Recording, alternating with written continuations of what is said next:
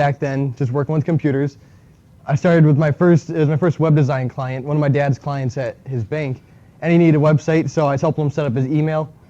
It was the first day of Easter break, and my computer got infected, and I had no idea what to do.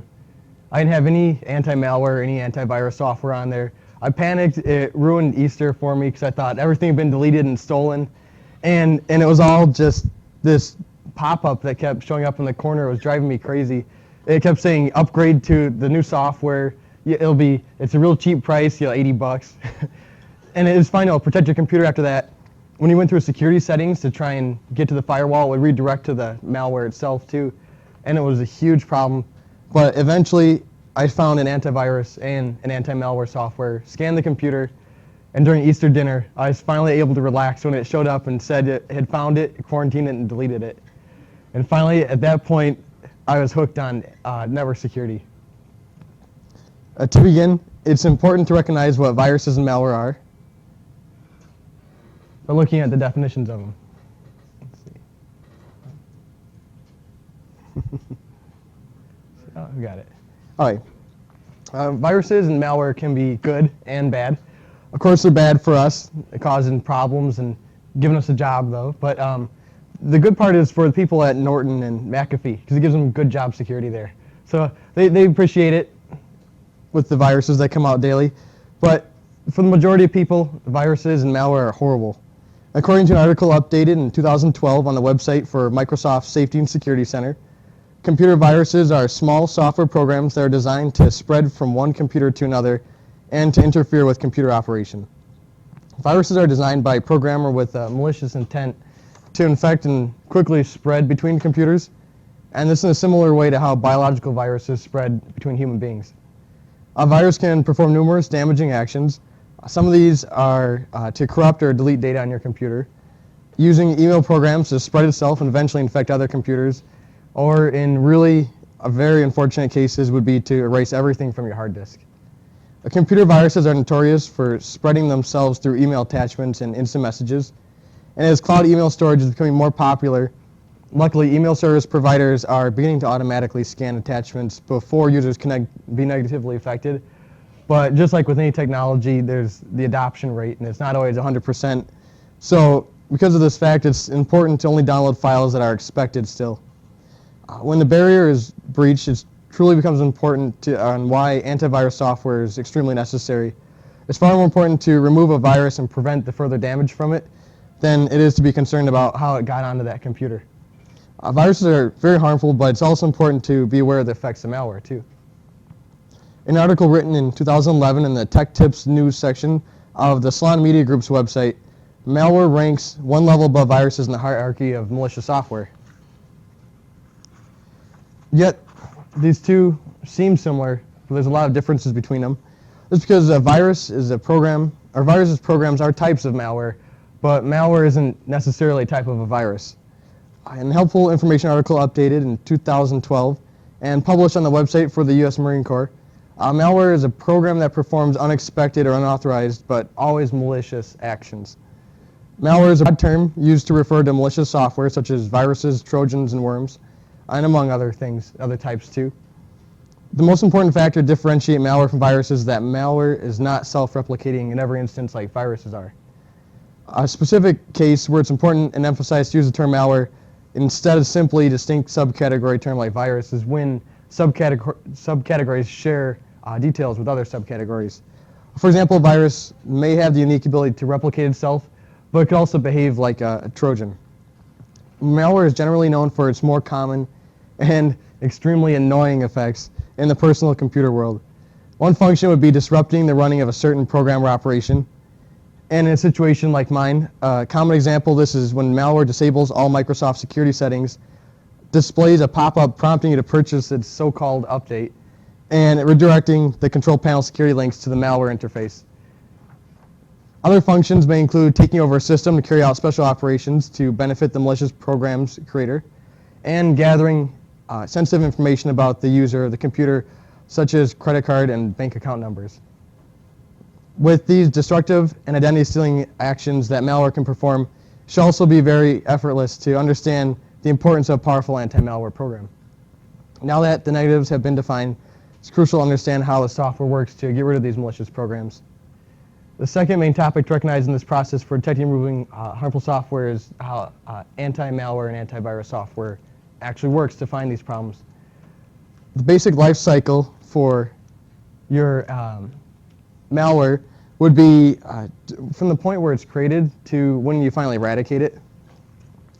I found a great article from the U.S. Marine Corps talking about the first step is your creation in the life cycle, replication and propagation, activation is next, and then you have your discovery when you finally realize that you have it, and the assimilation, which is where you get the companies to add it to their signatures to be able to find these viruses and malware. And then last is the eradication, which is that good feeling you get when you finally destroy it. But some of the identification methods there's three main ones out there that are focused on. They're invented on the late 80s was when it mainly began, but it was adopted better in the 90s at that point. It started with Frederick B. Cohen. He said that there's no algorithm that can perfectly detect all viruses, which is true and which is what still leaves that opportunity at times and makes it important to have multiple virus engines running. Three of the types are the signature-based detection. This is the most effective one. This is where you look at what specifically makes that type of virus or malware stand out and separates it from other ones. You can have subcategories of this where you look at a variance of that signature and see similar programs. But one of the best and quickest ones is your heuristic-based detection. This is where you look at the behavior. And this is easy. Could be harmful in some cases because you're going to have the program running most of the time. But you can't protect that by doing file emulation in a sandbox. And that's where you run it so that nothing on your computer can be infected. Probably pretty familiar with sandboxes, but auto sandboxing is one nice feature of new malware programs, where if it's a suspicious program or most often ones you download from the internet, it'll run it in a sandbox and watch what happens to see if it does anything malicious. And in the best benefit to these companies is that if it does do something malicious, it'll report it back to the company to get a signature for it. One of the most important features is that the effectiveness of it. It went and started in the 40 to 60% range and dropped down to 20-30% range back a few years ago for detection power. But now it's usually at about 99.6% successful, with the lowest being about 82%. And there's always the occasional false positive that shows up where it'll just usually display a prompt. And I've had that just recently as last night with the program I had been working on. I had to run it in a sandbox and thought I was trying to infect my own computer. So it was a little interesting. One of the best parts that helps to in the world is cloud antivirus. This is probably my favorite feature. I just really love the idea of the cloud. So thinking of being able to take the data from a file that seems suspicious and put it in the cloud and run multiple engines and look at history and run malware and all these automatic-based programs on it, it's finally something that can help us with, especially with this faster speeds in the internet, to beat these viruses. It's when you've got powerful companies running it themselves.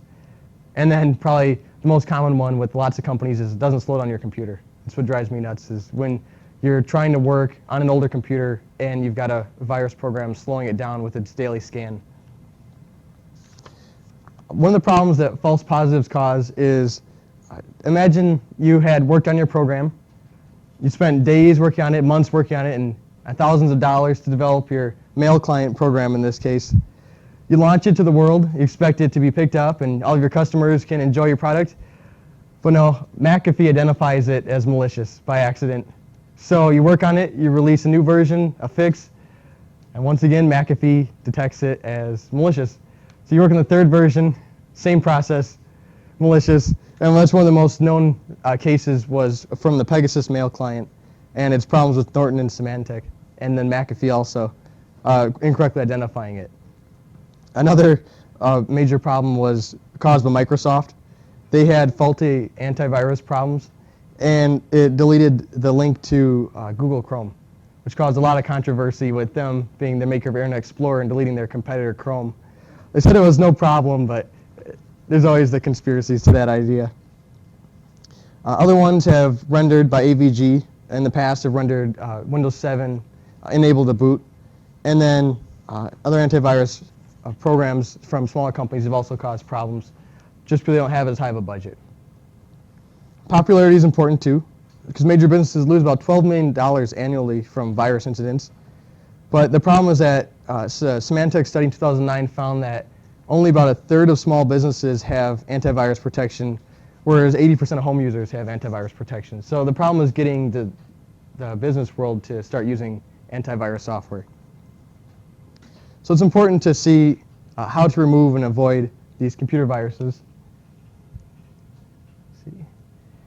You can prevent viruses and find them. One of the most common ways is that your computer is running slowly. This is the easiest way to identify you've been infected. Your computer stops responding or freezes a lot. Your computer crashes and restarts every few minutes. Cases where you can't print correctly. And when you see distorted menus and dialog boxes. There's also ways that you can prevent from even having to worry about these in the first place. Of course, the obvious is to keep your antivirus up to date and to have it installed on there in the first place. Another one is to not visit URLs with odd names like vs7.co.nz. If you see that on your browser, don't click on it when you see the information in the corner, because it's most likely set up to infect your computer. And also to only open email attachments that you're expecting, and especially avoid the very common forward messages.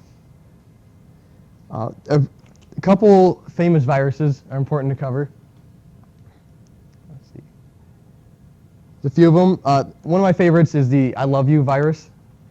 This is a virus that goes by the name, of course, I Love You. Came out in the year 2000, and it's located in corrupt images and music files. It'll send you emails from pretending to be your mom, asking you to go to lunch on Mother's Day with her. And it also can work after time, eventually evolving to completely destroy your computer's ability to boot. So it starts simple and progresses into a horrible case for you. Another one is the HPS virus. This was named after a dreaded disease transmitted by rats. It causes problems with acute respiratory distress, which in this case is caused by the virus. It goes into your computer, infects it, and flips every image file horizontally, so that when you turn on your computer the next day, everything will be reversed on your screen. It creates a lot of difficulty. Of course, normal people, it really freaks you out when your screen's backwards and all your words are backwards. So that's another one of the important ones. A third one was called the stoned or the marijuana virus. This was one that was released in 1988. It pop up with messages on your computer telling you that your computer is stoned, legalized marijuana. Went by the crazy names such as Donald Duck, Hawaii, the Rostov, the Smithsonian, Stone Mutation, and more. But the biggest problem with it is that it did damage to your master boot record and file allocation table on your hard disk.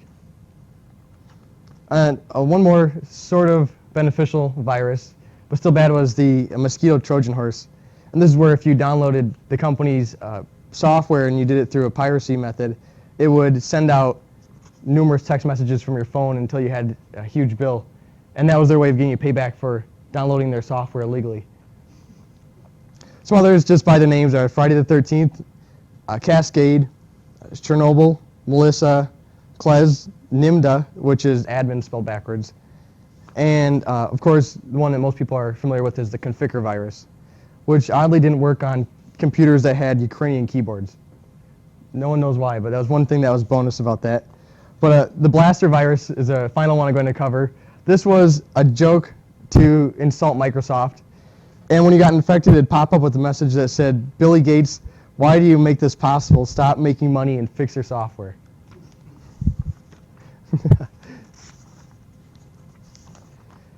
So next is my personal ideas. Here's my favorite choices for your software for antivirus. I'd recommend Avast, of course, free, excellent software, full suite, everything, extremely fast to scan your computer. I had a computer that was many years old, and with Avast, it seemed to help it make it faster. I don't know what it was about it, but it helped me to get rid of a lot of problems with music files back when LimeWire was still around and being infected by those in the good old days. And it also has the cloud antivirus for free. So that's one of the bonuses. My favorite cloud antivirus. That's why I'd recommend that one. But it has the full home version at no cost. You can't upgrade it, but that's only, which is nice about the companies, they only recommend that if you do have a business. They don't ever try and push you into it. and they don't contact you for your email when you register your product. So they're very, very good company to go with. They have a file system, live scanning, auto sandboxing, and they help you from going to bad websites. My favorite one is Malwarebytes.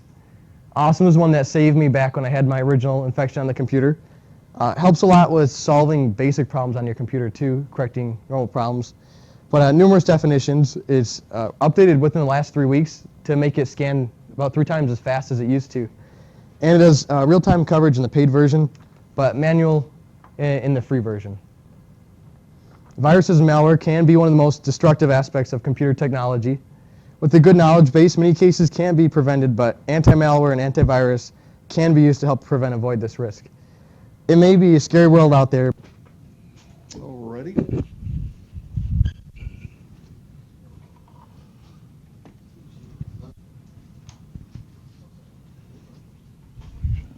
Yeah, just don't push that button. You're good. And so I just press this when I start. Yeah.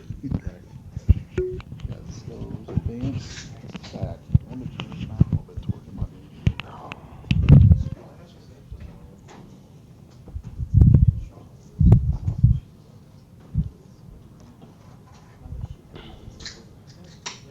All right, sir. It's all yours. Let's get more attention.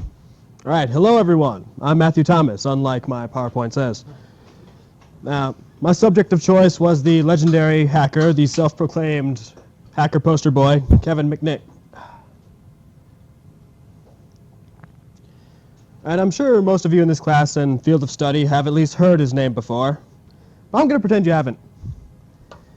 So you must be asking yourselves, why is he so famous? Well, Kevin's known for quite a few things. He got his start at 12 by using social engineering. He asked a kind bus driver where to get himself a ticket punch. And then by digging out transfer slips out of the garbage, he used the ticket punch and the transfer slips to gain free rides forever. He's also an expert phone phreaker. I'll get into that shortly. Now, in Kevin's hacking sprees, he's stolen millions of dollars of software. See, unfortunately, Kevin's not very good at not getting caught. However, in his later exploits, he manipulated the telephone switches to disguise his location, occasionally leading the FBI to Malibu and the occasional box of donuts. Now, after his 5-year stay in imprisonment, he wrote his tell-all story about his exploits. Now, last but not least, he's known for hacking into the Pentagon. But then again, who hasn't hacked in the Pentagon? No. Now, as for Kevin's phone phreaking, back in the day, he joined a phone phreaking gang, which is apparently a thing.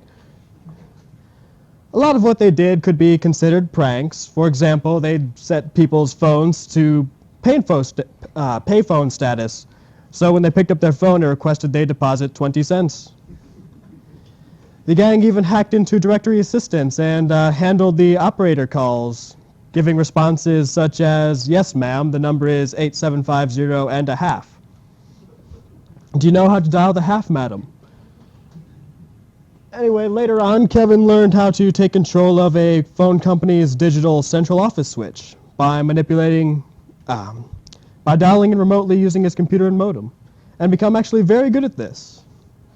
It made it possible for Kevin McNick to eavesdrop on just about anyone, his enemies, rich people, businessmen, and average Joes like you and me.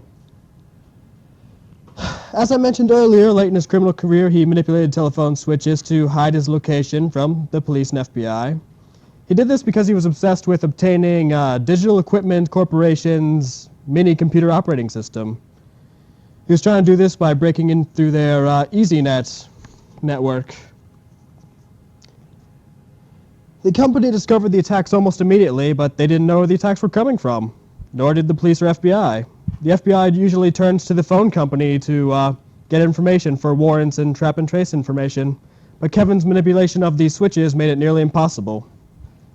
Kevin constantly scanned the telephone company's computers to see if his pursuers were close, and at one point the FBI thought they had him, but Kevin diverted them to an apartment in Malibu. That was a fun trip for them, I'm sure. Now, as for Kevin's Pentagon exploits, it's not really that exciting. I lost a plot. In 1983, not 1883, he'd be really old, using one of the computers at the university, a terminal computer, Kevin was able to access ARPANET. ARPANET is the ancestor of the internet, and at the time was reserved only for large corporations, universities, and the army. By getting to ARPANET, Kevin was able to hack into the Pentagon. Mitnick's intrusion was detected pretty immediately by the university's administrators, and campus police quickly arrested him. There was no evidence of data being stolen, so he was sentenced to 6 months in a juvenile detention center. Slap on the wrist, hacking in the Pentagon. Now, as I said earlier, he's not very good at getting away with his crimes. Or maybe he is, and there's a lot of stuff that's unaccounted for. Either way, he has a long list of convictions. Back in 1981, he was in his phone phreaking game. He and his two accomplices talked their way past a guard at Pacific Bell's Cosmos Phone Center. You might recall this part from earlier. When they got inside, they stole lists of computer passwords. They also managed to obtain the door lock combinations for 9 other Pacific Bell central offices.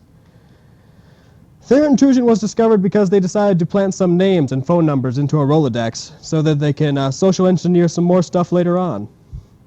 However, the savvy company manager quickly discovered these fake names and numbers and reported the intrusion to the police, which promptly started an investigation. They probably wouldn't have been caught at all if one of the gang members' girlfriends hadn't ratted them out. Anyway, in 1983, he went for 6 months in juvenile prison for breaking into the Pentagon. Now remember, kids, just because it's easy to break into the Pentagon doesn't mean you should.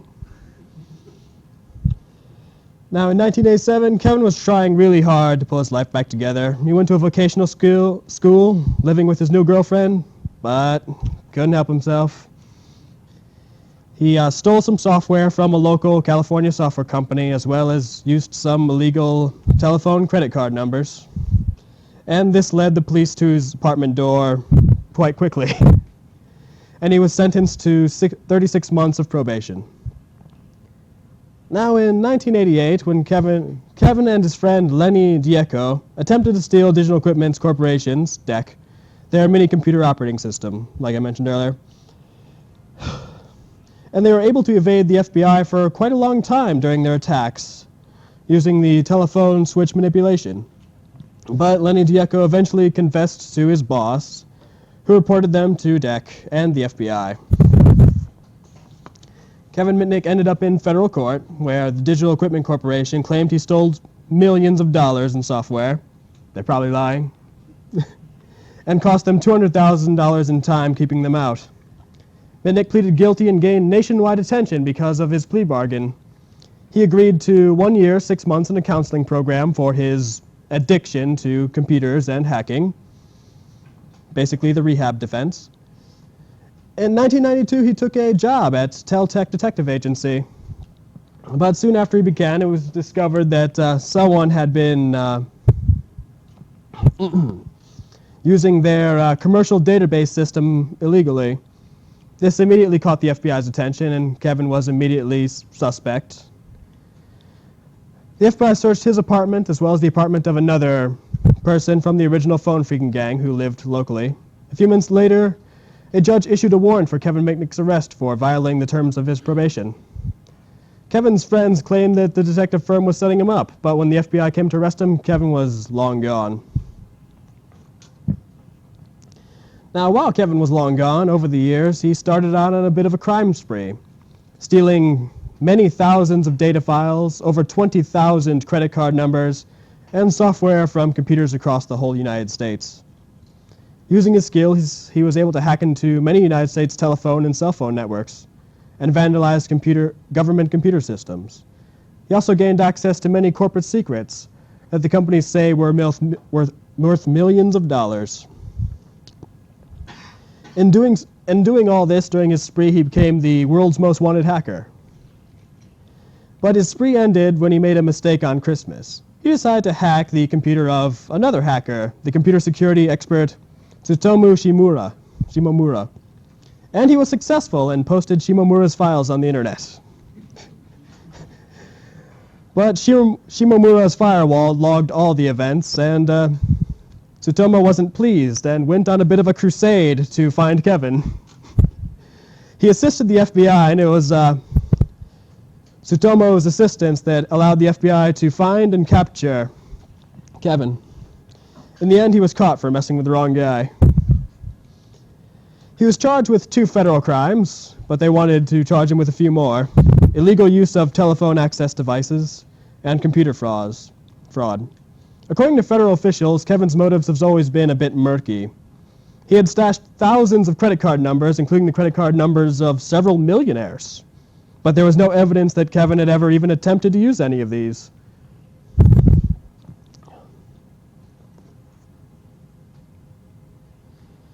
Now, a while after his 5-year stay in prison, Kevin Mick started his own company, a computer security firm called Mitnick Security Consulting, LLC, and now gets paid by companies to break into their systems and report on their security issues. Mitnick's company is fairly successful and has many glorious reviews from his customers. Kevin and his team of associates provide a wide range of services to help increase their client security for the future. Pictured here is Kevin Mitnick's business card, which is a breakout lockpicking kit. For whatever you want to use that for. Now, Kevin and his team not only provide customers with a full report on their security issues, but also show us how large of an issue it is with a interactive demonstration. Nothing is more convincing than watching your security break down while you watch. For example, Kevin has a user open an unassuming PDF file, then Kevin takes over the computer remotely and repeats this demonstration with an instant message and a simple flash drive. He also shows how easy it is to clone a proximity card just by walking past anyone who has access to that door. And he shows that social engineering can also cause a problem in their facilities by taking advantage of the kindness of their staff. Simply by holding a heavy box, he gains access to a high security area because someone was kind enough to hold the door open for him. The conclusion? Once hacker criminal has turned his life around and become a successful businessman. Any questions? Good job. Excellent. All right.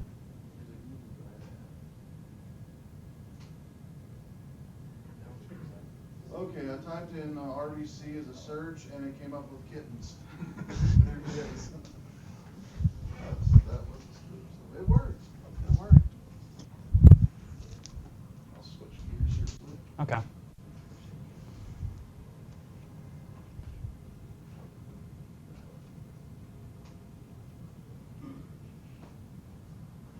Yeah, like I said, the subject of my presentation is, of course, cell phone security. Now, I would really hope you guys know what a cell phone is.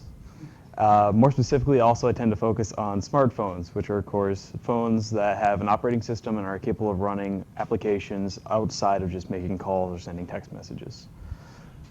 When it comes to cell phones, left to right. Right.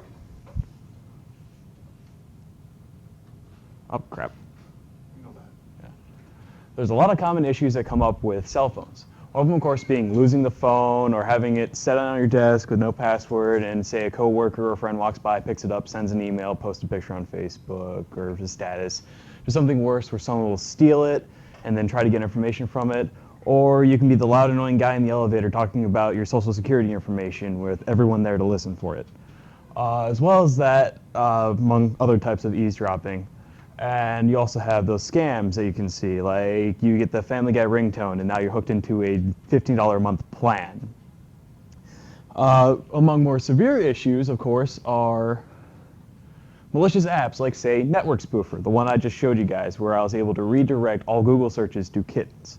There's even more malicious items in there where you can flip images completely around, you can redirect anything, or redirect all web traffic to a specific website, as well as doing stuff like even just monitoring traffic all the way through. The other ones on there, like Angry Birds. There have been tons of cases, and Rovio actually just posted one on their website a little while ago with the launch of Angry Birds Space, which got 30 million downloads in 3 days. There are malicious apps that are named the same thing but with different developers trying to get in on that popularity and trying to steal people's data and get into their phones and allow them to download viruses. As well as that, you have other apps like, say, the one Call of Duty game I saw one time, where it was 2 kilobytes in size, absolutely free, promised Modern Warfare 2 for your phone. And then you look at the permissions. It says, it will make calls for you automatically. It will send texts on your behalf, and it will sign you up to a subscription service. Along with that, you also have the possibility of viruses and worms for your phones, like, say, the Dutch ransom for the iPhone, especially jailbroken iPhones, where it will give you a message every single day that your phone is not secure and you need to secure it. Now, how would you solve these problems? Well, depending on what kind of phone you have, be it Apple or Android, there's a few different things you can do. First and foremost, get to your system settings. Go through and enable or disable everything that you need to for security. Things like, say, geotagging of pictures for your iPhone, or enabling the privacy settings on Safari, or going and setting, say, a password or a passcode on your phone so that when it is off or when you go onto the home screen, it's locked, so you just can't open it up and start. And so nobody can just go on there and start working with it. On top of that, don't jailbreak it or root it. That opens up a lot of possibilities because you've just given yourself admin access on your phone completely. That means everything else that goes on your phone also has administrative access and can access all the features of your phone that can actually cause a lot of harm depending on what you download. There's also a few different antivirus programs you can get for your phone, like AVG Mobile for Android or Virus Barrier for iPhone. There's also other programs or even built-in functions like Find My iPhone for Apple that allows you to actually find your phone if it's lost. You can wipe your phone if it's completely lost or stolen. Or Lookout, which does essentially the same thing but for Android. Now, the biggest and best way to solve most security issues for your phones, common sense. Don't leave your phone lying around. Don't give it to some random person at a party to make a call, especially if it's a smartphone. And first, like, set a password. Don't set a password that's 1234 or password. Or don't do a pattern that's a circle. Be smart about your phone. Be smart with it. And just for kicks, I actually included the top 10 passcodes for your iPhones. First one being 1234. Second, 000. Third one, 2580 going straight down the line. Or 111, 555, 5683, which spells love. 0852, 222, 1212, and 1998 for some reason. Years are very popular. It's actually really easy to guess passcodes for iPhones. Like I said before, common sense goes a long way and will help a lot with security. And is there any questions or anything? Sure, go ahead. Yeah, why is it only 4 digits? Can you make it longer than 4 digits? On the iPhone for passcodes, I believe it's by default 4 digits. I'm not, yeah. You can't make it any longer? I'm not an iPhone user, so I don't know. On the app screen, it has to be, the lock screen's 4 only. Okay. Yeah, but you can change it to alphanumeric. Can you change it to be, oh, okay. You don't have to have just. No, but you do only have 4. Okay, yeah, it's the default option for that. I'm not an iPhone user, I use Android. And beyond that, I use passwords for Android. Anyone else have some other questions? As far as the spoofing thing you just did on my iPhone, Yeah. is there any, I mean, I know you went through some things you can do to Yeah. secure it beyond, like the number one thing you could do maybe to secure a phone where that wouldn't happen? Don't use an unsecured network, ever. That's what I wanted to say. Always connect to a secured Wi-Fi network if you can, and turn off Bluetooth when you're not using it. I know a lot of devices are really good about hiding device names when Bluetooth is enabled, but still turn it off when you don't need it. If you're not using it, why have it on? It just wastes battery power anyway. All right, good presentations, good man, good job. Ready? Okay, you guys can leave everything here, and we'll go ahead and walk